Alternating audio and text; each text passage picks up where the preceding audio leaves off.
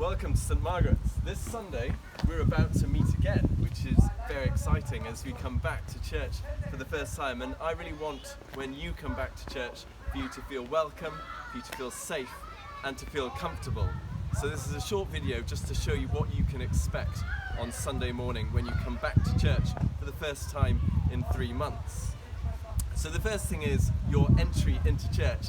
I would encourage you, if you can, to arrive a little bit early. We have a great tradition of arriving at 10:05, but that's going to be a problem if everyone does, because it's going to take a little bit longer to get into church. If there are people at the entrance, then please remember to keep that 2-meter social distance and to respect each other in that way. And if we have to queue to get into church, then that's what we'll have to do. Okay, so we're going to come into church. And hopefully this will all run very smoothly.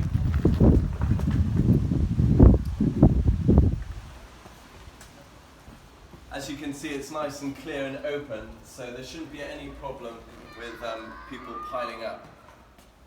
When we come into church, you can see my 2 friends here have hand sanitizer. And so the first thing we do when we come into church is to use the hand sanitizer to make sure everyone stays absolutely safe.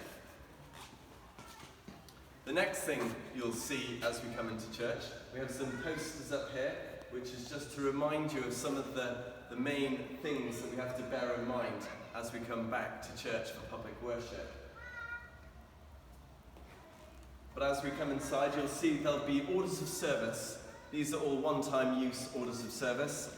So if you can pick one up on your way in, and if you can take that home with you, that'll be much easier and safer. So just take that and keep it.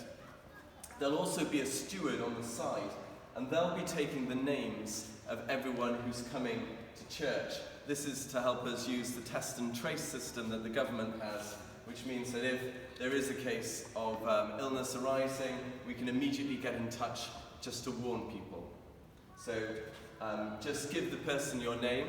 If you're on the electoral roll and if you're well known to the church, we'll already have your contact details. If you're not, or if you're not sure, then we'll just take a phone number or an email address, any way in which we can contact you. That's up to you. Wonderful. Now, as you come in here, a steward will then guide you to your seat. What we're going to do is we're going to fill up the church from the front. That'll just mean we can make sure that we can get the most number of people, and people are spread apart as much as possible. So you'll be shown to a pew, and we'll literally fill up from side to side, from the front all the way to the back.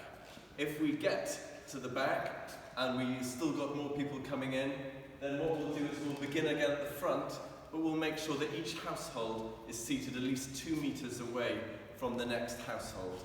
As you can see, the pews have been pushed together so that they're all 2 meters apart. All the kneelers, all the pew cushions have just been put out of the way because they cannot be used at this time. You'll also see with the prayer books at the back and with the library that none of these items are in use at the moment. Now, while you're in church, there's a few things to bear in mind, for our services will be slightly changed from normal.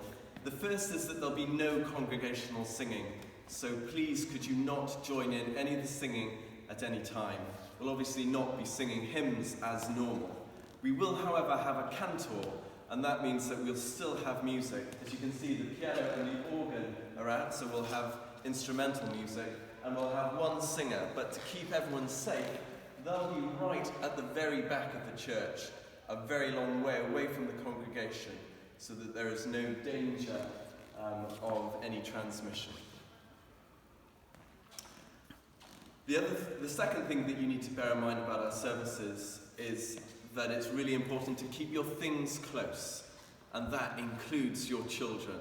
So you'll be shown to your pew, and you'll go and sit at the end of the pew, and what we're asking is that you keep all your possessions with you and that you keep your children close by.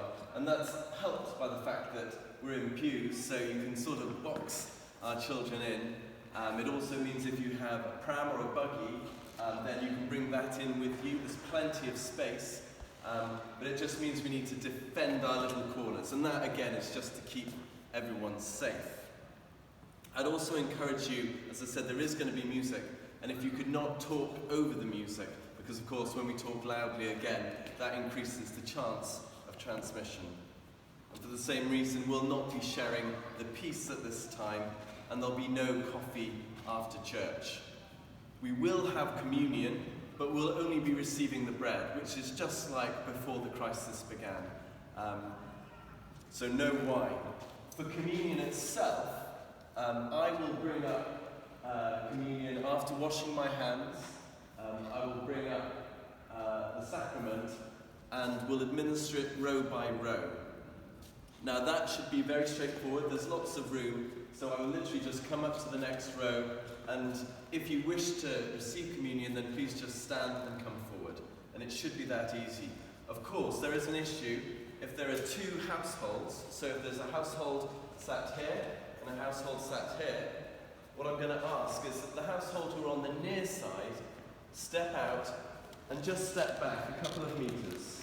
And if you're here, then you can allow the other family to come forward and receive communion first, return to their seats, and then you can step forward to receive before returning to your seats. And that will just ensure that everyone stays perfectly safe. That's the only complicated part of the service, and we'll make sure that it runs smoothly. We'll have stewards on hand, and they will simply gesture you to come forward at the appropriate time. So there's nothing to worry about. Finally, exiting will be very much like a school assembly. So the voluntary will be playing by the organist, and a steward will come forward and will just invite you to leave in your own time. If you wish to stay, you can. Just make it clear to the steward that you're going to stay, and they'll move forward to the next row. It's just to ensure people can leave in a timely manner if they choose to. But if you would prefer to stay a little longer after the service is finished, then you are very welcome to do so. As I said, there's no refreshments at the moment, but that may change in the future. All of this, of course, is going to be thought about week by week. Oh, and finally, yes, as you leave the church, we're not having a collection at the offertory for obvious reasons, so there's just going to be a plate at the back. You can also, of course, donate by bank transfer or by any other means normally, but there will be a collection bowl, so if you wish to just put your gift aid envelope into the bowl, then please just do that on the way out. I think that's everything. As I said, I'm really excited about everyone coming back to church. For the most part, services will be, as they have always been, just those little elements like singing and hospitality afterwards will take a little bit longer for us to come back to, but they will come back soon, and it'll be just really exciting to come together again as a parish and as a community.